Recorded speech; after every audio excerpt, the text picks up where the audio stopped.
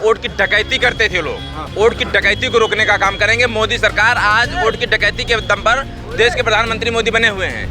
ये विनम्र निवेदन है अपने माननीय मोदी जी से कि आज जो है 75 साल के पूरा हो गए हैं, तो जब 22 साल का लड़का रिटायर हो सकता है तो उनको भी रिटायर हो जाना चाहिए। आज के डेट में इस्तीफा दे देना चाहिए। माननीय मुख्यमंत्री जी जानते हैं चुनाव कैसे जीतते हैं? प्रशासन के दम पे। और प्रशासन को ये समाजवादी लोग है ना, नाको चना चबुआ दे रहे हैं। ठीक है।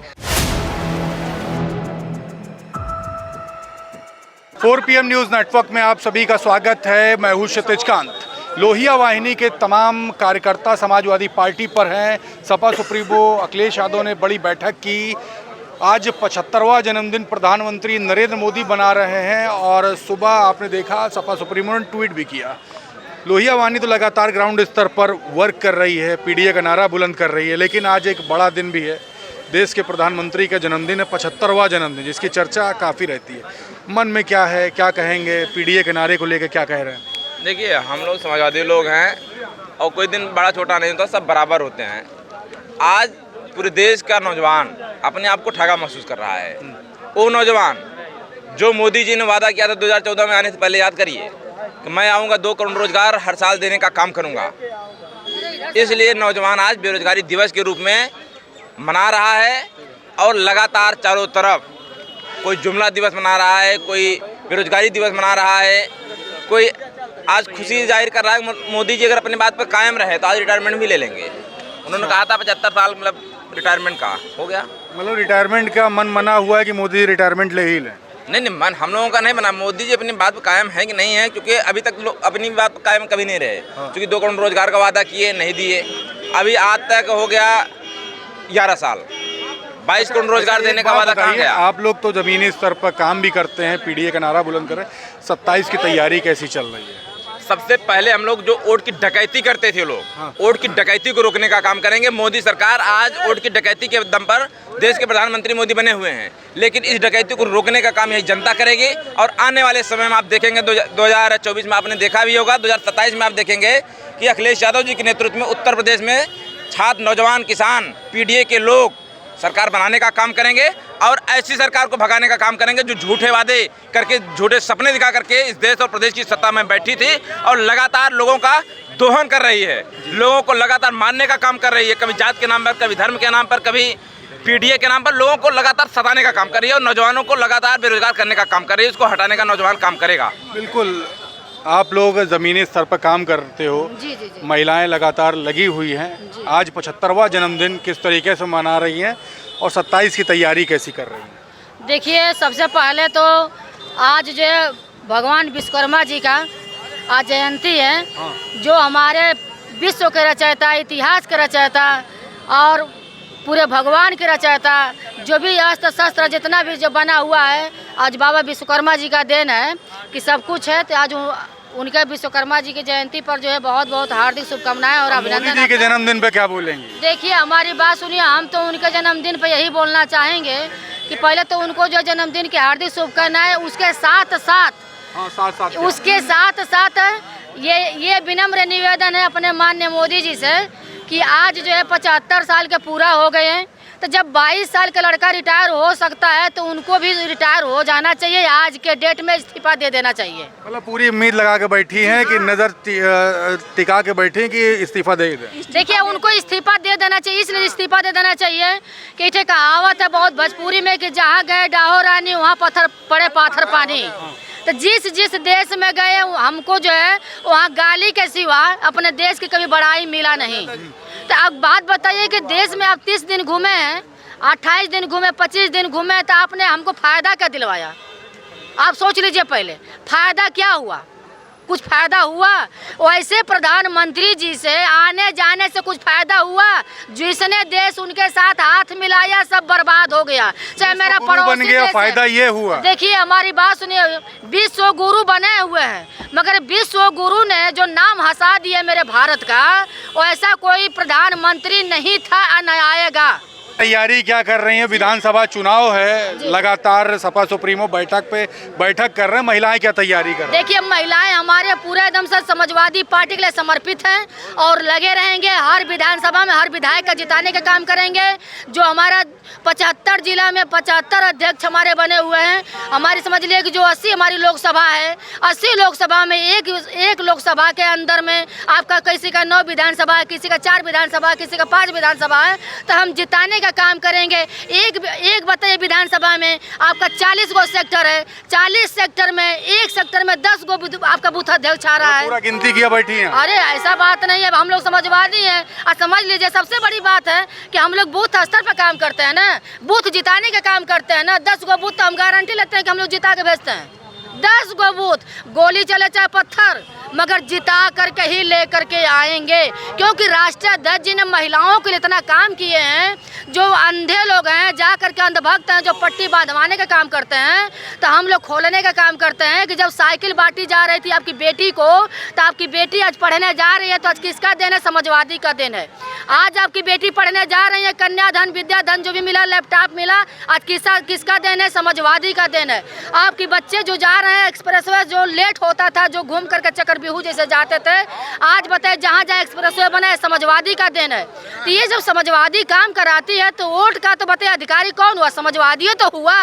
यही तो जहाँ जहाँ नया इनका विकास हुआ, वहाँ पुल टूट गया, सड़क धंस गई, आग लग गया। जो उनके खिलाफ बोल रहा था, पत्रकार मारे जा रहे हैं, जूता। क्या हुआ? मोहम्मद गुलबार क्या चल रहा है 2027 के चुनाव को लेकर के, और क्या कुछ बातें हुई? 2027 के लिए जो चुनाव है, अब फिलहाल बीजेपी की विदाई तय हो गई है। अखिलेश यादव जो 2027 में 100% आ रहे हैं और बीजेपी की विदाई तय हो गई है। आज बातें क्या हुई?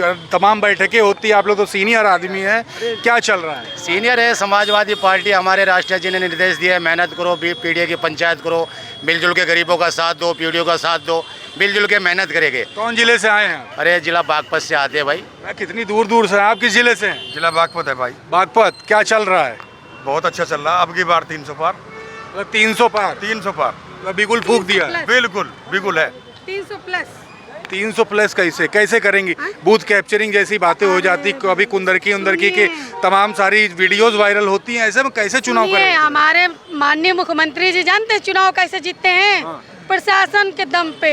और प्रशासन कोई समाजवादी लोग है ना को चना चबुआ दे रहे हैं। ठीक है, प्रशासन धरा का धरा रह जाएगा। वोट पे वोट की चोट जो है ना, ये लोग चोरी नहीं कर पाएंगे। चाहे वो शासन हो चाहे प्रशासन हो, हमारे माननीय मुख्यमंत्री जी चाहे जितनी गुंडाई कर ले, कितने समाजवादियों पर मुकदमा करेंगे, कितने पे करेंगे, कितने पे भी कर ले, कोई डरने वाला नहीं, हम जीतने वाले। और सबसे बड़ी चीज जो हमारे उत्तर प्रदेश के माननीय मुख्यमंत्री जी कहते हैं ना, 0 टॉलरेंस, जिसका आप लोग बड़ा बड़ा पुल बांधते हैं। आपके सामने एक दिन हम यही इसी जगह जीता जाता उदाहरण लाई थी।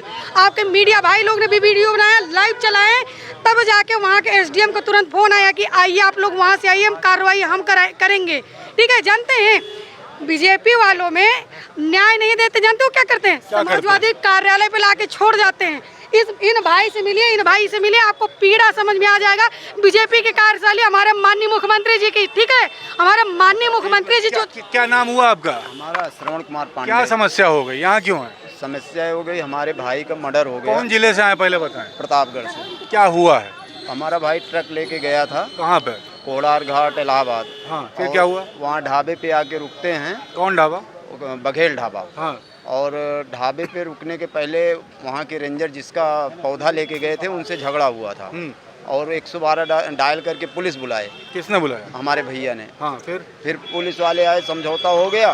उसके बाद ढाबे पे आके रुकते हैं। फिर वो रेंजर जी 4 और 5 दोस्त बुला के उसी जगह पे हत्या हो जाती है हमारे भैया की। वो वहीं गांव के ही हैं, शिवम सिंह, आलोक सिंह हैं और एक कार्रवाई हुई अभी तक की? कुछ नहीं हुआ। थाना कौन सा है? करछना। सुनवाई कुछ भी नहीं हुई? कुछ भी नहीं। एप्लीकेशन तहरीर कुछ सब दिए हैं। तो अभी यहाँ पे राष्ट्रीय अध्यक्ष जी सब शिकायत करने आए थे? हाँ, अखिलेश यादव जी। हाँ, तो शिकायत कर दी? हाँ, शिकायत हो गई है। भाई देखिए, माननीय राष्ट्रीय अध्यक्ष जी को हम लोग ने जो है शिकायती पत्र दिया है, यहाँ तक पीएम रिपोर्ट भी दिया है। ठीक है, ये बताइए सांप काटने से चोट लग जाती है क्या भाई? उसका यहाँ की हड्डी टूटा हुआ है, मेडिकल उसमें आया हुआ है, पीएम रिपोर्ट में आया हुआ है। हाँ? तो ये करछना का मामला है, एफआईआर अभी तक की नहीं लिखी गई। यहाँ पर सपा सुप्रीमो अखिलेश यादव को एप्लीकेशन दी है और समझ सकते हैं कि किस तरीके से ज़मीनी स्तर पर समस्याएं व्याप्त हैं जो लगातार आकर के लोग 4 PM पर अपनी उठाते हैं। नाम क्या हुआ आपका? शुभम रस्तोगी। समस्याएं देख रहे हैं आपके साथ में, लोग बता रहे हैं क्या कुछ चल रहा है इस समय, क्या पीड़ा है लोगों को? 27 की तैयारी क्या चल रही है? 27 की तैयारी बहुत अच्छी तरीके से चल रही है। बाकी जो जनता की तमाम ऐसी मूलभूत समस्याएं हैं उससे योगी सरकार उसको पूरा करने में नाकाम है पूरी तरह से। और सबसे पहले आज जो बेरोजगारी को चरम सीमा पे जिन्होंने पहुंचाया है उनको बेरोजगार दिवस की बहुत बहुत शुभकामनाएं। मैं आपको बता दूं कि हमारे जितने भी प्रधानमंत्री हुए हैं उनके जन्मदिवस को एक ऐतिहासिक तरीके से मनाया जाता है। जैसे चाचा नेहरू के जो बच्चों के प्रिय थे उनका जन्मदिवस बाल दिवस के रूप में मनाया जाता है। इंदिरा गांधी जी का जन्मदिवस जो है वो कौमी एकता दिवस के रूप में मनाया जाता है। जो हमारे राजीव गांधी जी हैं उनका जन्मदिवस जो है सद्भावना दिवस के रूप में मनाया जाता है। अटल बिहारी वाजपेयी जी का जन्मदिवस जो है वो सुशासन दिवस के रूप में मनाया जाता है। इसी तरह से प्रधानमंत्री मोदी जी का जो जन्मदिवस है वो बेरोजगार दिवस के रूप में मनाया जा रहा है। और ये मैं आपको बता दूं जिस तरह से इन्होंने एसएससी के छात्रों पे लाठीचार्ज करवाया है, किसानों पे लाठीचार्ज करवाया है, महिलाओं पे, गरीबों पे जिस तरह से इन्होंने अत्याचार किया है, आने वाले 27 चुनाव में भारतीय जनता पार्टी को ये उत्तर प्रदेश की जनता बाहर का रास्ता दिखाने का काम करेगी। बिल्कुल। तो यहाँ पे सपा सुप्रीमो अखिलेश यादव ने एक बड़ी बैठक की जिसके बाद हम यहाँ पर मौजूद कार्यकर्ताओं से बात कर रहे थे। कुछ ने अपनी समस्याएं रखी जिस पर सुनवाई नहीं हो रही और दूसरी तरफ 2027 के विधानसभा चुनाव की ज़मीनी स्तर पर क्या कुछ तैयारियां चल रही है इस पर कार्यकर्ताओं ने अपनी राय रखी हमारे बीच में। आपकी क्या राय है आप भी लिखें कमेंट बॉक्स में और जुड़े रहे 4 PM न्यूज़ नेटवर्क के साथ। मैं हूं क्षितिज कांत, कैमरा पर्सन शुभम के साथ। धन्यवाद।